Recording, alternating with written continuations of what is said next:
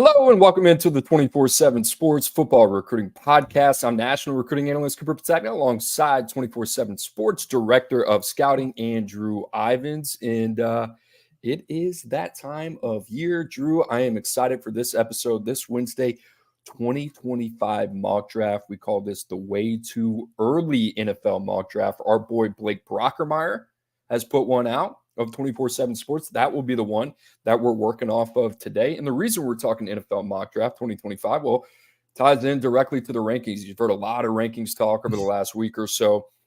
We get to talk some more rankings here, but Drew, there's also a little bit of a outlier, like a little bit of a lull in the week. Not a lot going on. High school recruiting. We recapped Elite 11 Atlanta, OT7 Orlando.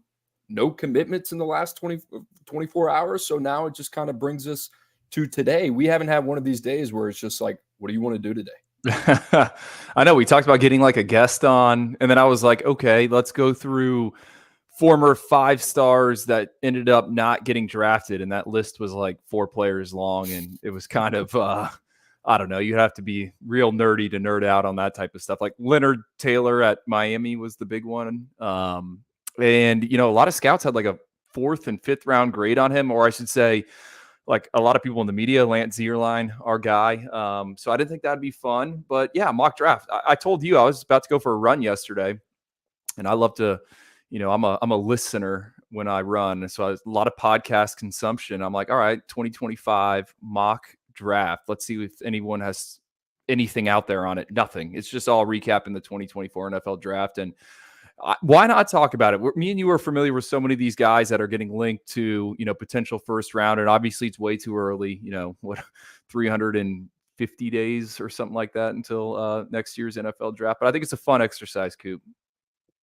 A lot of mock drafts have been coming out, but what you're saying is there hadn't been a ton of podcast content. I know Cover 3, Bud Elliott, his crew definitely hit on it this morning with Ryan Wilson from CBS, does a phenomenal job. Make sure to check out his work. He's got a podcast with Rick Spielman, the former GM of the Minnesota Vikings. It's called With the First Pick. So a nice little plug there. Drew, why don't we take this 5 picks at a time? All right, we'll start at the top, and I'll give you some context on the player. James Pierce, number 1 for Blake Brockermeyer out of Tennessee, the edge rusher, becoming a household name. We kind of talked about him as the potential cover guy for NCAA EA Sports in 2025 coming up. He was the number 173 ranked player, number 18 edge in 2022. You got Travis Hunter Jr. at number 2. No surprise there. The former number 1 overall in 2022 as well. Kelvin Banks, another former 5-star, at number 3. He was ranked the number 30th player. Abdul Carter, this is our first guy outside of the top 247, but did have a 4-star grade. It was the number 33 linebacker, also in the 2022 class. And then you got Luther Burden, first receiver off the board, was the number 14 ranked player, number 2 receiver. So a lot of firepower, a lot of names that we're familiar with. The one thing I will say, Drew, your reign of becoming the director of scouting started 2023, right? I'm getting my years mixed up. I don't know. Is it 23, 22? I mean, it wasn't like you weren't heavily involved, right? But yeah. I think 23 would be the first one. Right, whenever that change happened. But James Pierce Jr., if there's one name that doesn't feel like a reach here in terms of, like, it's not a heavy quarterback year, right? You're not going to have 6 guys going in the top 12 more than likely like we saw this year. Maybe it is an edge rusher. Maybe it is a tackle. Like Pierce kind of fits, what we've seen in the past in terms of guys that have come off the board very early. Screams off the edge. And yeah, with these way too early mock drafts, it's kind of more like a watch list, right? And I think Blake's probably not comfortable with a quarterback here. I've seen some other ones with some QBs up there. I don't know what quarterback I would stick up there. Maybe Carson Beck from Georgia. And I know we're going to get to him here in a second. The one that jumps out to me, Travis Hunter, right? Number 2 pick, our former number 1 overall player in the 2022 cycle. Listed as a corner, play some wide receiver. Coop, like, where do you think his future is going to be? Are we going to see the 2-way? Is that going to be entertained? I just feel like when we get to April and May of next year with the Colorado guys, it's going to be all you hear about when you turn on the TV. So, like, do you think Travis Hunter could legit get snaps both ways? We looked this up. Not a lot of people have done it in the NFL. I think he could. I mean, I think if there's one name that I look back to that I thought, all right, maybe he would have a future doing it, it would have been Patrick Peterson, right? That would have been the guy that really kind of came to mind for me. It never really happened. I think the NFL is a completely different beast. You have to be fully invested in that position. Charles Woodson was obviously the one player that you could go back in time and kind of look at and say, all right, well, maybe that's the closest thing we've seen to compare to Travis Hunter. But no, I think it's going to be DB for Travis Hunter. And overall, I think that's going to be a really good thing. I mean, they have asked him to do everything at Colorado. Obviously, Deion Sanders' his first year there. They need Travis Hunter to be their everything in Boulder right now. That is not going to be the case in NFL. And the thing is about Travis Hunter, he's not this perfect corner prospect yet. Does he have all the tools? Absolutely. But the thing about Travis Hunter that should get you excited, in my opinion, if you're an NFL front office executive, how many times do you get to pick a player in the top 5 that has still yet to reach his full potential at that position? And I think the fact that he is not really truly developed at that position, because that's not where his time is completely committed, is ultimately a positive for him at the end of the day. But I think it's going to be corner ultimately for whatever NFL team drafts him. Best high school single game performance I ever saw inside the Mercedes-Benz Dome Stadium. Is that what we call it there? 17 catches, 230 yards, 2 touchdowns, threw a touchdown and an interception on defense when he's playing at Collins Hill to start his senior season. And you think about him now, everything that has happened and transpired since then. Do you remember much about Abdul Carter coming out? I don't. He's 90 outside, so his 4-star grade. I don't remember crossing paths with him in terms of all-star game or anything like that. Yeah, me neither. I mean, that's one that I'm gonna have to dig on. Certainly familiar with the name, but obviously, when revisionist history of Abdul Carter, we'll see where he is in a year. Obviously, a guy that's had a lot of production, but it would be a good one to revisit. The other one, Drew, like, what your thoughts on Luther Burden coming out to where we are now, going into year 3? Now him being mocked in the top 5 of some mock drafts and receiver 1 in this upcoming 2025 NFL draft. Like, has he kind of progressed in the way that you thought? Because at the time, yeah, we had him ranked high, but I didn't feel like there was like this, 98%, 99% consensus all in on Luther Burden. I don't think there was until the Under Armour game. He was, I believe, MVP of that performance. Like, he had a long catch and run in that game. Look, we're not NFL scouts. Like, we're not stacking this board. We're not making our own mock draft. But of all these receivers, like, he's the one that I would definitely have at the top of the rankings, given what he has done in the SEC's, the combination of the size and speed. Yeah, I would have him there. I mean, am I surprised where he is, like, mocked in the top 5? Yeah, but we kind of believed in him coming out. All right, next 5. Here we go. Quarterbacks off the board. You got Shedeur Sanders at number 6, Jalen Milroe at number 7, Tatoria McMillan, number 8 from Arizona. We'll talk about Arizona a little bit in this mock. You got Ewers at number 9 and Will Johnson at number 10, the corner from Michigan. All 5 of those guys, 4 to the 5 in the top 247. Shedeur Sanders, the only one with a 3-star grade, high 3-star grade at that, 88 overall rating. Shedeur is going to be interesting. The thing that you brought up about Travis Hunter and Shedeur, I mean, Prime's already talked about, hey, there's going to be a handful of teams that these guys can play for next year. I mean, Colorado right now has been in the news. I feel like every time I get on Twitter, it's just Colorado. And I'm having a hard time kind of wrapping my head what's going on, depending on the day.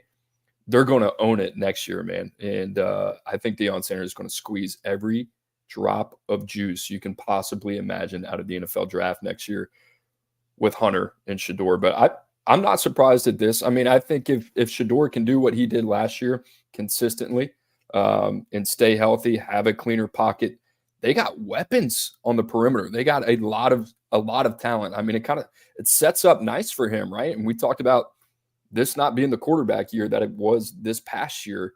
I think he's going to have an opportunity to go as high, potentially maybe as number 1, but certainly in the top 10. Can you point out that he was a former Florida Atlantic commit, Shedeur Sanders, before he ended up at Jackson State? Who was he committed to? Was that Kiffin? Yes. That would have been a No, fun actually, it year. might have been Taggart. It might have been Taggart. Okay.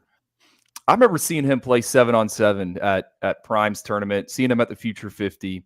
And then 24/7 Sports sent me to Travis Hunter's first game at Jackson State. It was Jackson State against Florida A&M Orange Bowl Classic, presented by Denny's there at Hard Rock Stadium. And I went to write about Travis Hunter, but you came out and the story was kind of like Dion building this winner, and then Shedeur Sanders was lights out in that performance. Like, he has come such a far way. If you dig into the UC report and look at his old footage of him like playing quarterback at that Future 50, it's kind of night and day in terms of how much he's improved as a passer. And I do agree, like, yeah, everything I said about Travis Hunter, you can ramp that up with Colorado. Like, Shedeur, I can see it now, like, won't work out at the combine. Pro day, probably not. It's just every trick in the bag is going to be pulled out, right? And it will be overanalyzed, right? In every which way possible. That's going to happen. So, yeah, I mean, I think next year, this time, right before the NFL draft, a couple months leading up to it, it's just going to be a circus. And that's not so much. I mean, just the star and the gravity of Deion Sanders. Then you add that in with Shedeur, everything that's transpired over the last year or so, Travis Hunter as well. And then you think about if Deion really holds true to the fact that, hey, we're going to pull a Eli Manning. That's what he keeps calling it. We're going to pull a Eli Manning.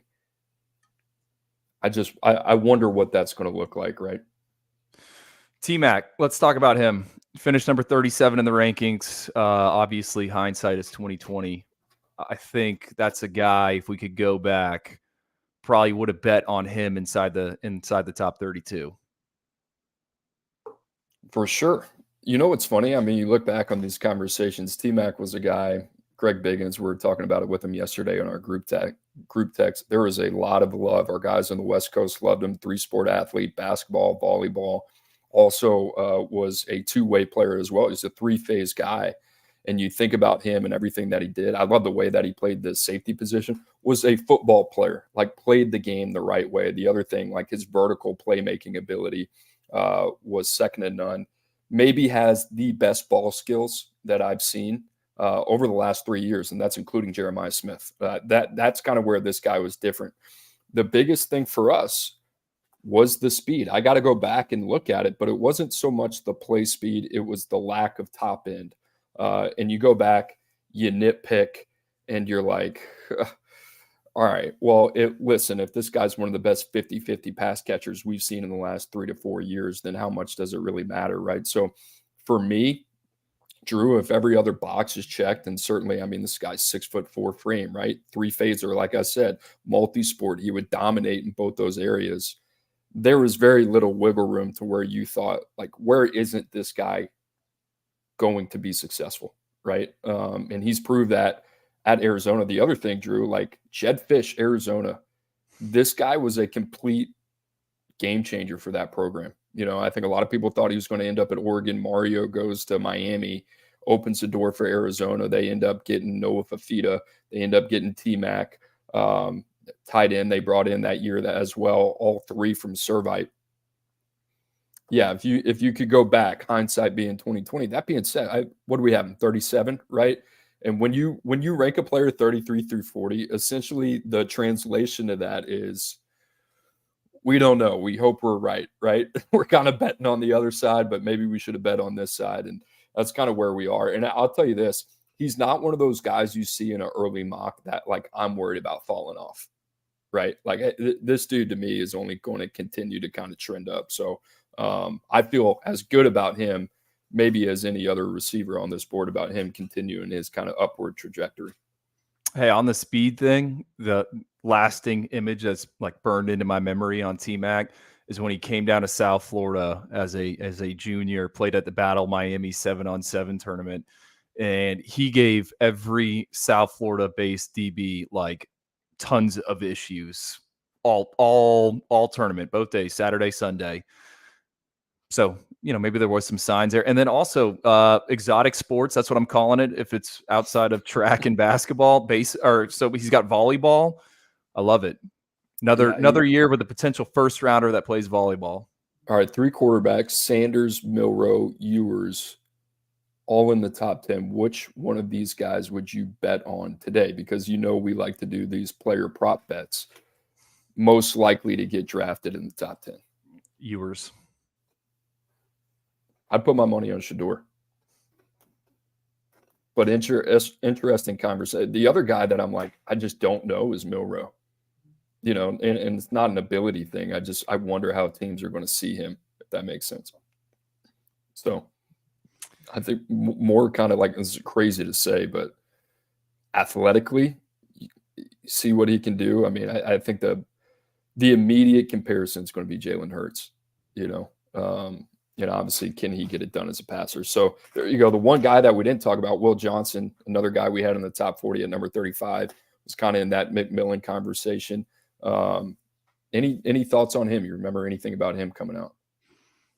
Just the prototype. I went back into our old notes from the 2022 cycle, and I had written down, thought he had one of the best weeks of practices at Under Armour.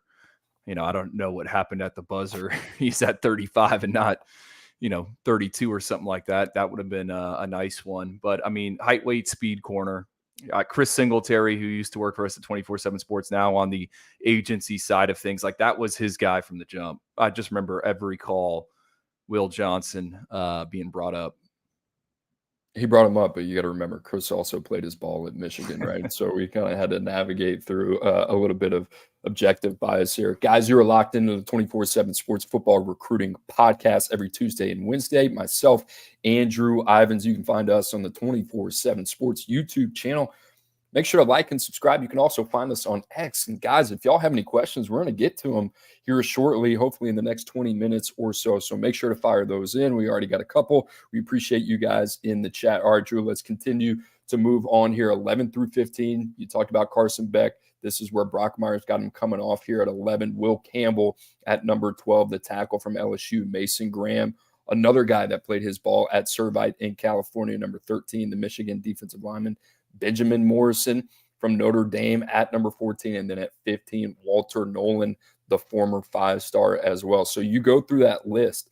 That is like top 247 galore. There's only one of those guys that is not from the 2022 cycle, and that would be Carson Beck from the 2020 cycle, I believe. So overall thoughts on any of those names stick out to you? I mean, let's start with Beck, right? Guy that was kind of a late riser in the quarterback process. I remember him throwing for Miami. It looked like Florida was going to be the pick for him, and he ends up at Georgia, won a state title at Jacksonville Mandarin High School. I was there for that. Throwing to Demario Douglas, who was selected last year in the NFL draft. Baseball kid, he's one. If I could bet on any of them, Cooper, I know you gave me the three of Milroe, Shador, Quinn. I would invest in Carson Beck. Didn't some people have like day 2 grades on him? Some of the scouts, there were some rounds or some people talking about that. Other one that jumps out, Will Campbell. I know he was a favorite of yours. I'll never forget him kind of dominating a Future 50 camp there at Bradenton IMG Academy, having a really, really good performance. So yeah, I mean, this is how you want it. You said it's a clean report card, right?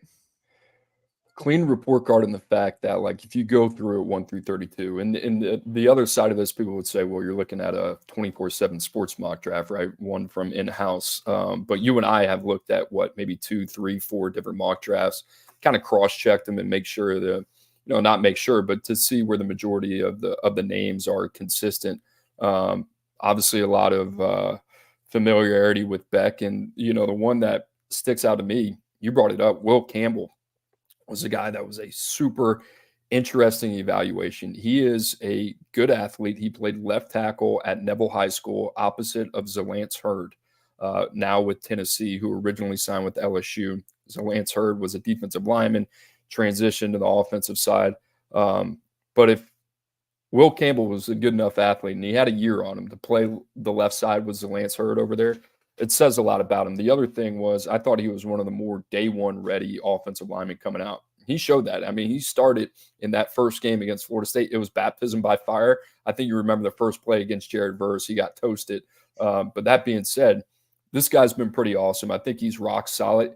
To me, maybe not so much of the height weight comparison, but in terms of how the player is viewed, he's going to be like the Joe Alt, Peter Skoronski of this class. Going to be super high floor.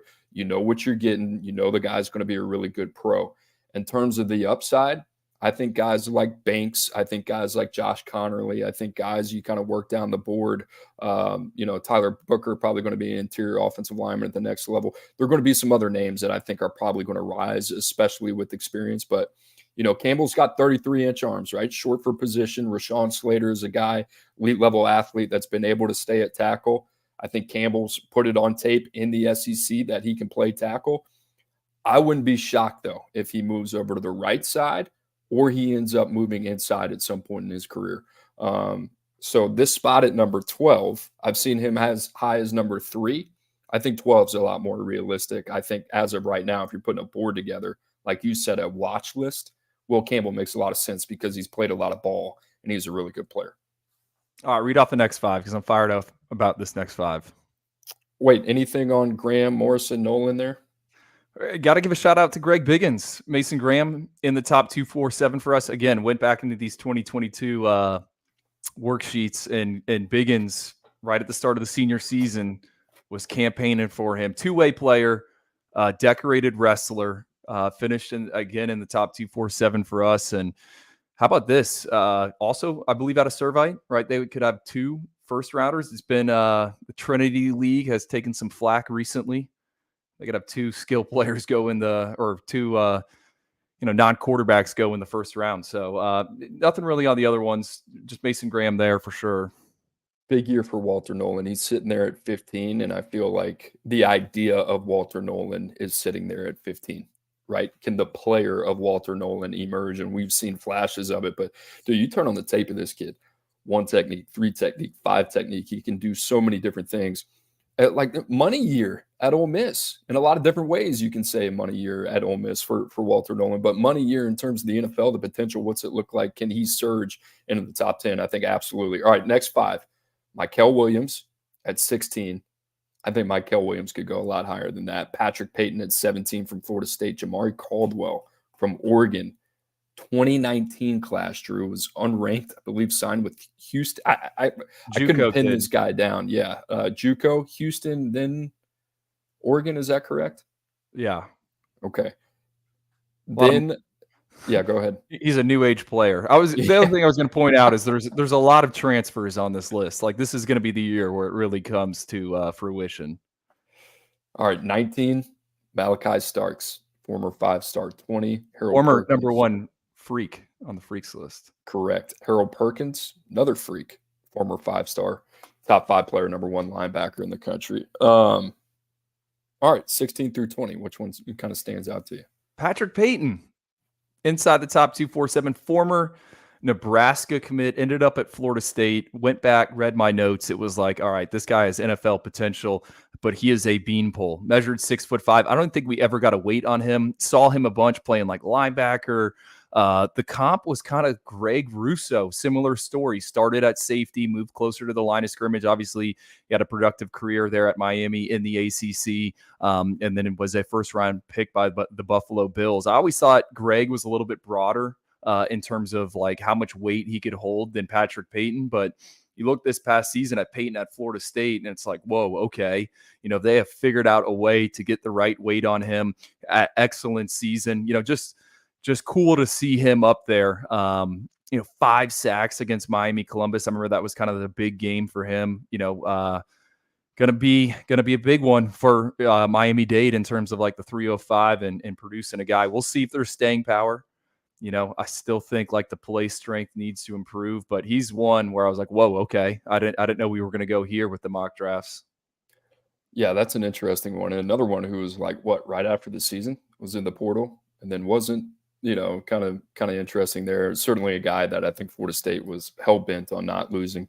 How about Malachi Starks and Harold Perkins? What's interesting, I think the conversation we haven't had yet is like the 2 guys that you would probably feel the best about coming out in 22, like you would have them like certainly at the top of the board, like these guys, just the athletic profile, what they can do. Both guys, 2-way snaps, 3-phase players, elite in terms of the feedback that we got, not only in track and field data, but in the combine testing and the production as well. Perkins, to me, at 20, if he can somehow get back to the production that he had as a freshman, he's going to climb the board quickly. I think the other thing about Starks, he's kind of like Cooper Petagna-ish, right? You can kind of play him anywhere. You can put him at corner if you want. You can play him in the deep hash. I think he excels closer to the line of scrimmage. He's kind of like that chameleon, right? Still trying to figure out the position. And the other thing is, I've talked to some people around Georgia that just rave about this dude, like just in terms of his work ethic, the type of pro that he is already at this level.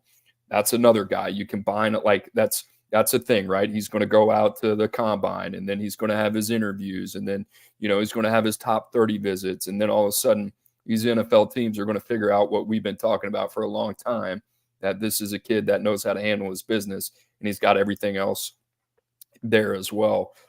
If there was a dude that he kind of reminds me of, but maybe a better version, is Daxton Hill, former 5-star at Michigan. So yeah, sky's the limit for Malachi Starks. And then Harold Perkins, who knows? I'm fascinated to see, because LSU has struggled with this.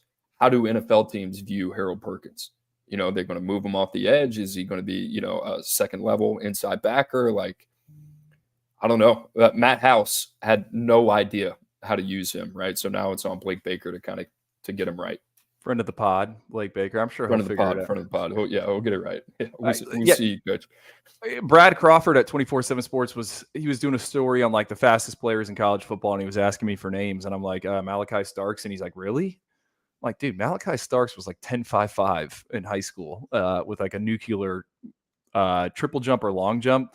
Yeah, he's going to tear up the combine. My only concern with him would be no safeties in the first round this past year. I think 23 no safeties in the first. Like, what's his designation tag? Because I think front offices have kind of got away from like embracing the hybrid with like the early picks. Like, that could potentially slide him into the second round. Like, not a knock on the player. I love him. I would take him. I don't know. It would be interesting to see if teams kind of backed off of Cooper Petagna because of the medical. Yeah, I think was it like a so I don't know. But I mean, I would think of the position flex is a good thing. And I think Malachi maybe even be more versatile than Cooper Petagna. That might be a hot take. But, obviously we talked about the skill set, the athleticism. The other thing about him, he didn't even really play that much DB in high school, right? I mean, he was a quarterback of that team. He played it. Same school as Sammy Brown. Mm-hmm. I mean, Jefferson. Did they ever play together?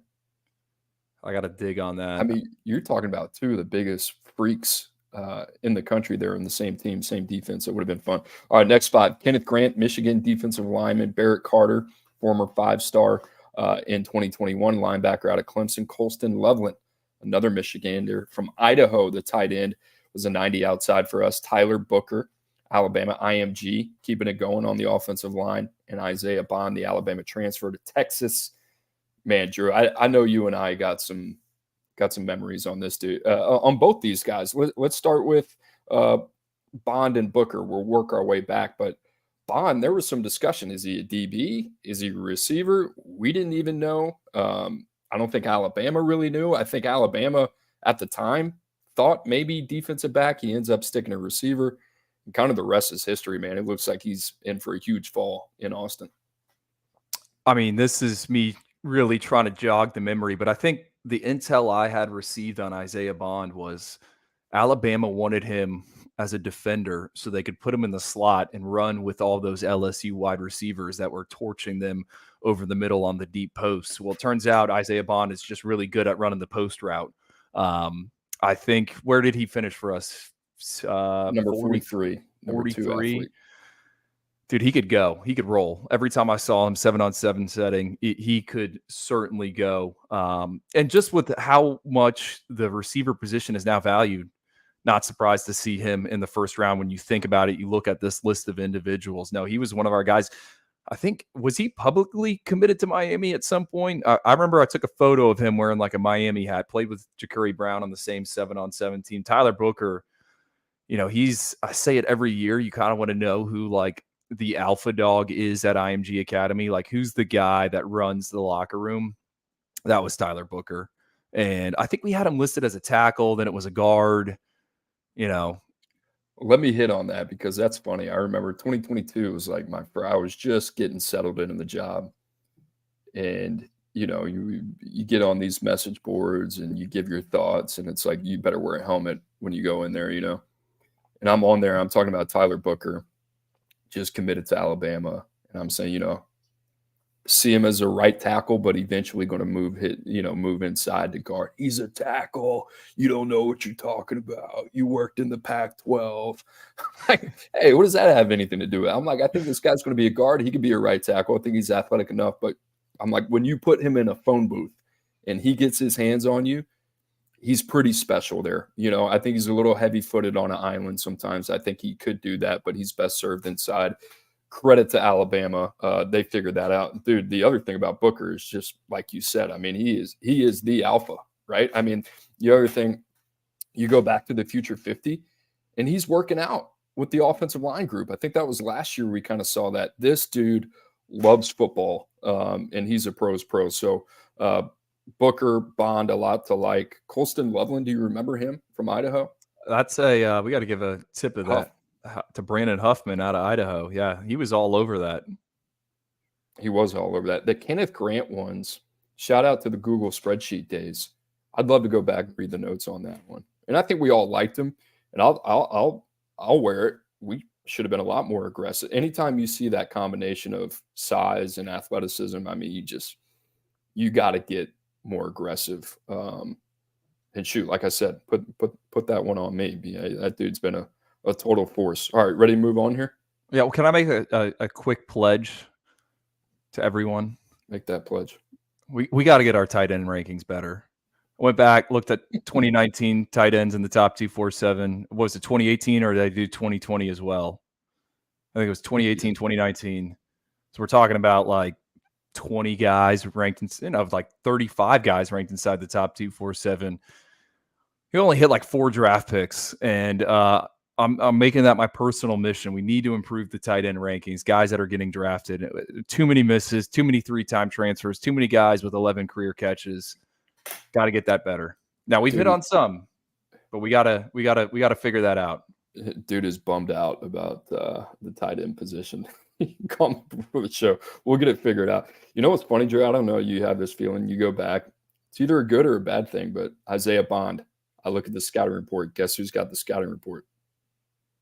Sometimes you kind of hold your breath. And you're like, man, oof. Hope I got that one right. All right, let's keep working down the list here. 26 through, let's just go 26 through 32. Put a cap on this, all right? Evan Stewart, the former 5-star by way of A&M, now at Oregon, and Mecca Egbuka, another former 5-star receiver at Ohio State. Oh, here it is, Drew, 28. Could be some saving grace here. Quinshon Judkins, my area. Seems like I definitely got that wrong from a collegiate production standpoint. And I'm very comfortable saying that I got it wrong when it comes to the NFL draft projection, where I had him 87 overall rating. That would have been a low-tier priority free agent.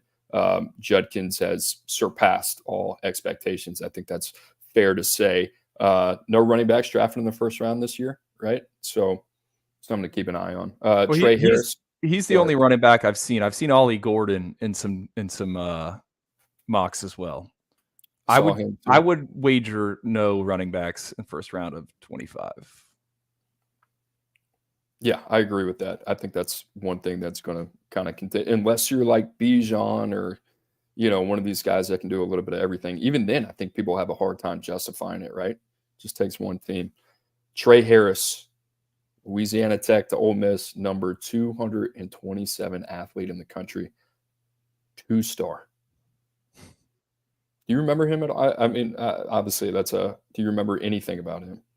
I got to pull up the pro. I don't even know where he's originally from. Is he from Louisiana? I think from Louisiana. Could be wrong. I'll keep moving here. 30, Josh Connerly, 5-star from Oregon. Emory Jones, tackle from LSU. Former top 247, top 100 player for us. And then Denzel Burke, top 247 athlete, corner from Ohio State, came out in 2021. Let me talk about Emory Jones. Emory Jones right now is the dude that I think him and Will Campbell, when it's all said and done, if you get a clean bill of health for Emory Jones, he was banged up last year, had an excellent freshman season, playing on that right side opposite of Will Campbell. I think those two are going to be more in the same conversation at the end of the day than people expect. Emory Jones is a dog, and I think he is a natural fit at the right tackle. And I think some NFL teams will look at him as a right tackle that could potentially go inside. And then, Drew, the other one is Connerly, right? Like, the more he puts on tape, I think there's just going to be more and more intrigue with him. Yeah, I think he could be a riser. I haven't seen anyone have him above 20, right? It's normally in this 30, 32 range. All right, Trey Harris is from Louisiana, same high school. I believe he overlapped with Malik Neighbors. So you're telling me that Camo, or how do you say it? Don't put me on the spot like that, dude. Well, you're the one from the boot. I'm shooting from the hip here. Normally, when I have the Louisiana names, you just shred me. Well, you got the second part of it right. Hold on. Keep going. Let me do some research on this. Well, that'd be a third receiver from Louisiana in the first round in the past 3 years. Hey, like, if I was running a recruiting department, I would be just solely invested in just Louisiana-based wide receivers. Like, I would just set up shop, just look for those guys, because there's some dudes. Who's the next guy? Kylan Billiot? Hopefully. I feel pretty good about him. All right, so we've talked about Brockermeyer's top 32. There's some names outside that are pretty interesting, right? That we got from our friend Dane Brugler at The Athletic. Ernest Green, Georgia, another guy that, like, I don't know. Como. Thank you, Brian Turner. Thank you. It is Como. I know I was doing that wrong. You know, Como, Louisiana. I knew I was wrong from the jump. And I knew I was wrong. I wasn't going to double down on it. I don't want to be a fake Louisiana native. Different parts of Louisiana. You know what I'm saying? Hey, well, that Bryce Underwood's team this past weekend was Fleaux. Fleaux, right? Yeah. Brian Turner, born and raised in the boot. I see you, baby. Appreciate you jumping on. All right, Ernest Green. Drew, I can see this kid is super clean. Like, I would bet on Green. I would bet on Walker. Nick Scourton. What was his name coming out of high school? Carrington. It was not Carrington. Right? Yeah. You know what saved us on him? All-American Bowl. He showed up, long arms, was like 6'2" and change, had a heck of a week. Purdue transfer. Other names, Shamar Turner, denied Dennis Sutton, former 5-star JT Tuimoloau, Deion Burks, Oklahoma, Landon Jackson, Arkansas. Any thoughts on any of those guys? It was Nick Carraway. Carraway, that's right.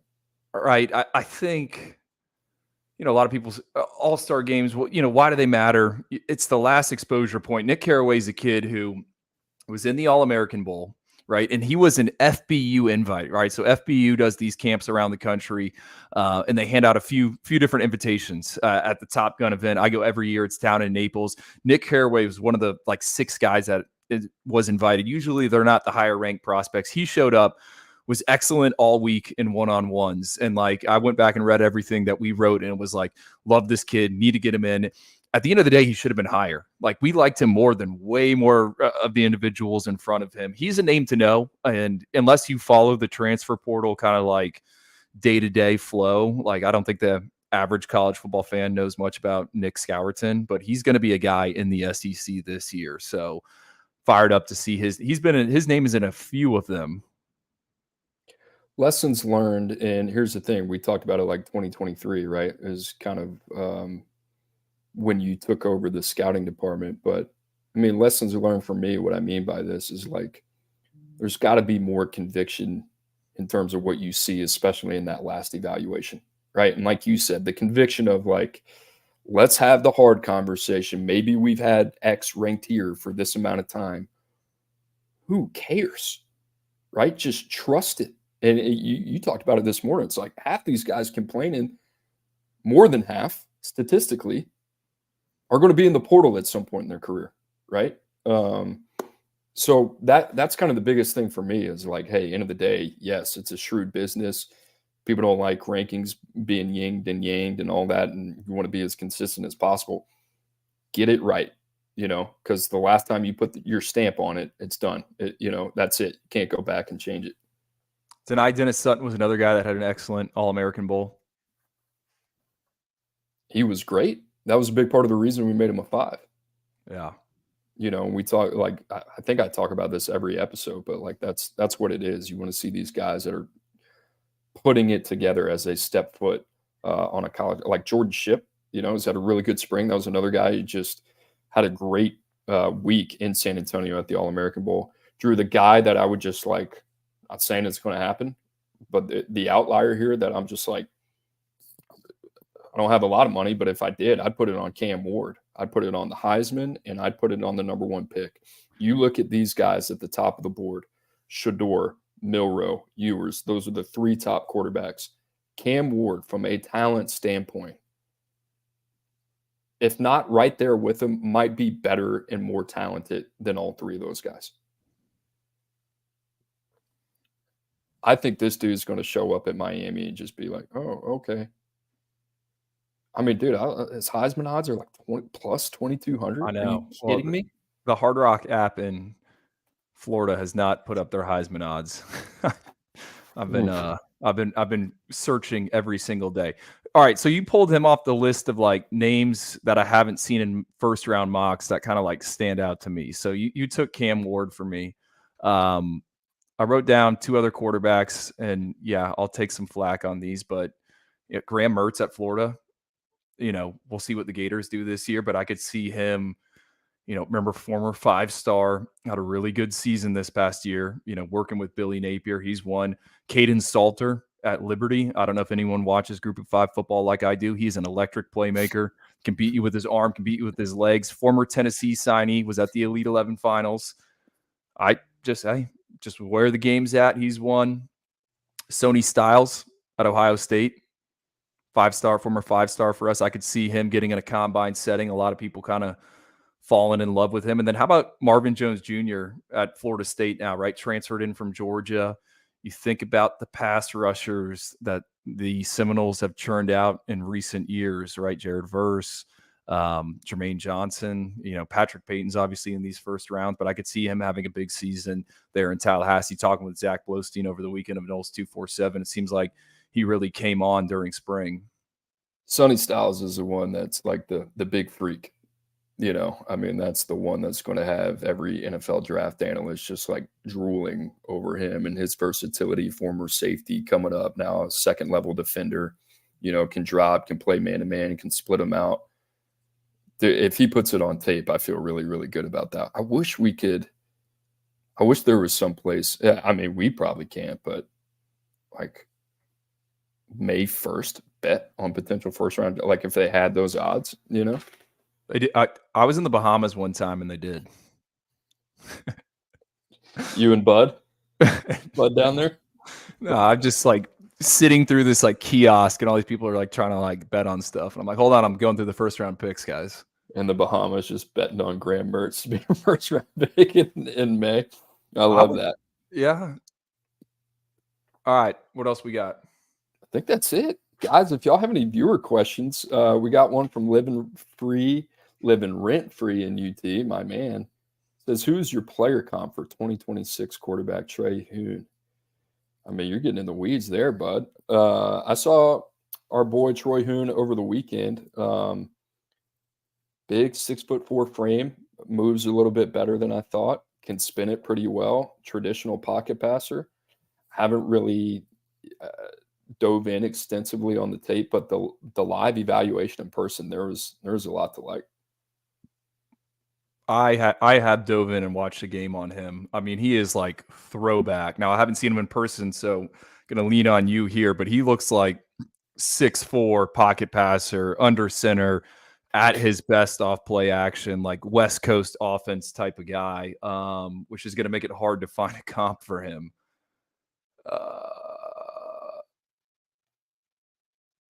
I'll say this, like, I'm not comparing him to like Andrew Luck, but when I watched him, I was like, reminds me stylistically of Andrew Luck. Have you watched any of his games? Just make sure you say stylist. I've done this so many times where Stylistically, people just run with it. So stylistically, break that down for us. What do you mean by that specifically? how he moves, the pocket movements, I think, are very similar. I think the frames are very similar. I think, how he attacks the field, how he plays the game, how he protects the football, how he realizes when he wants to take chances. That's all that came to my mind right away on the first watch. And we still got, 18 months more of Troy Hun. Right. Do we have a pronunciation on that? The boys are struggling today on pronunciations. I don't know. Hoon? Hoon, kind of like Hoon. Hoon, Hun. We'll figure it out. I'll add, I think he's kind of a unique quarterback in the 2026 grouping. It's kind of like in his own category in terms of how he plays. All right, our boy Canes Cats. He had a couple questions yesterday. We didn't get to him. He asked question to Andrew and Cooper, but Drew, this is more for you. How high can Bryce Fitzgerald rise in the rankings? Andrew, from your time down south, Columbus is known for putting NFL DBs in the league in the last decade. So let me give a little context on that. Bryce Fitzgerald, we currently have, the neighborhood, Drew? 219 is going to be my guess. 204. 204. Okay. 15 spots. It's pretty good. That is pretty good. Averaged 11 points, 3 rebounds, 2 assists, 1.5 steals. Plays basketball. Well, he played basketball I think he was at Berlin.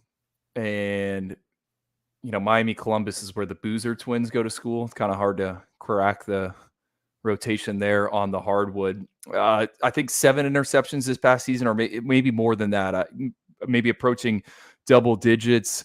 I like him a lot, and he's young for his grade. He's on the younger side. I think when you look at him, and there's 2 other safeties in the state of Florida that are all the same. You got LaDarian Clarity up in the Panhandle. You have Bryce Fitzgerald, who's at Miami Columbus, and then you got Amari Wallace, who is at Miami Central. I think they're all kind of the same, 2 deep safeties that can track and they can find the football. What's his ceiling? I think, maybe top of day 3 for us. He tested really, really well at that Under Armour Miami camp. We're going to get back in, but saw him on over the weekend at OT7. He made plays there. I'm a big fan. I'm buying stock in Bryce Fitzgerald, and he rose a little bit in the last rankings as well. 2 other names that have come up since we're talking about the mock draft.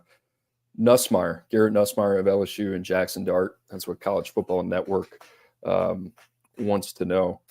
I had a buddy ask me the other day about Garrett Nussmeier. I don't see why not. I mean, you think about the pedigree. His dad obviously coached both collegiately in the NFL. Still believe he's in the NFL as a position coach. That offense, I think, is going to be in a position. I mean, obviously, there's going to be a little bit of a drop off when you lose the Heisman winner and a top 2 pick in Jaden Daniels. But, I think the biggest thing with Nuss is taking care of the football, but he likes to stretch the field. I've heard a lot of good things about Chris Hilton. Kyron Lacey is another name. LSU, from an offensive standpoint, strong offensive line group. You think about what they have at the tight end position as well. Mason Taylor, Mac Markway. Heard some good things about Kamarian Pimpton, right? So, yeah, Nussmeier is one of those guys. He's got to put it together, right? I mean, we're not talking about it right now, but if those things come together, he can certainly be a name that. I think Jackson Dart's a good one. That has my mind churning on Ole Miss, right? So if you look at the most picks in this past NFL draft inside the top 100, it was the 6th highest ranked teams. So that would have been Washington, Georgia, who finished at the Texas, FSU. Who else finished in the top there? Cooper, Alabama. And then at Ole Miss, you look at them, right? So you said Walter Nolan. You got Princely, the defensive end from Florida. I'm surprised he hasn't popped on some of these mocks. You compare top guys that get to the quarterback in the SEC the past few seasons. He's right there. Jackson Dart, Trey Harris, you mentioned, Caden Prikerzorn, the tight end. That's like potentially 5 or 6, top 100 guys. Ole Miss, man, getting it done. All right, last one from our boy Devin. Drew, this might put you in a sticky situation. I don't know. With all the moves UCF has been making and now the recent addition of Penny Boone, do you think UCF has a chance at the championship this year? Have you seen who they've added here? No, I have not. Well, they got Ja'Cory Brown to back up KJ Jefferson. I love that. Penny Boone obviously comes in. Yeah, I would buy stock. RJ Harvey's back. Like the secondary. How does the schedule set up? Pull up the schedule, Coop. I'm pulling up a schedule. You riff on them. Well, I asked you the question, dude. Well, who's the favorite in the Big 12? That's wide open, in my opinion. All right, here's what we got. We got New Hampshire. To start off, we got Sam Houston, and then you're at TCU. You got Colorado at home, at Florida, Cincinnati at home, at Iowa State, BYU, Arizona, at Arizona State, at West Virginia, Utah, at home. I mean, that's a pretty favorable schedule, right? Yeah, I would buy some stock in them. I think the other thing with UCF, right, moving into the Big 12 last year, and this isn't talked about enough, like the jumping and moving up in a conference, I think there's an adjustment period. It takes a season to realize what it's like in the trenches. Like, it's not easy to just set up shop and be able to go. You saw that with a lot of teams that went from Conference USA to the American, right? And then the teams going from the American to the Big 12, like, there was some type of figuring it out. Almost like a 2 to 3 year kind of transition, So, should I go to that Colorado game? Which one? UCF Colorado? Yeah. When is that? September 28th? Yeah, in the backyard. Mark it down. Yeah, let's asterisk it. Come check out the pool. Hang out with my boy Murph. Would love it. Guys, we appreciate you tuning in. Drew, any last thoughts before we get out? Draft thoughts, recruiting thoughts, anything like that? Are you at an event this weekend or what? No, I'm at shout out to my buddy. He's getting married this weekend. I'm in New Orleans, so I'm back home, living large. I got another OT7 Orlando. Take 2. Ooh. Somehow your boy has been able to dodge all the 7-on-7 events this year. I don't know if that's by mistake or not, but that's why we got you, bro. That's why we bring in the ringer. Well, they say it's another strong collection of quarterbacks. I might just check them all off in-person evaluations. Love it. Love it. Love it. All right, guys, we appreciate you coming by. Like I said, every Tuesday and Wednesday, you can find the Worcester Boys on the 24/7 Sports YouTube channel. You can also find us on X at noon Eastern time. One last shout out for me. How about our boy Josh Pate from Late Kick? Just giving a shout out to the boys, gassing us up. We appreciate you, Josh Pate. And we thank you for everything that you've done. And let's get out of here. For Andrew Ivins, I'm Cooper Petagna. Y'all have a great rest of your week, and we'll see you next Tuesday. Let's go.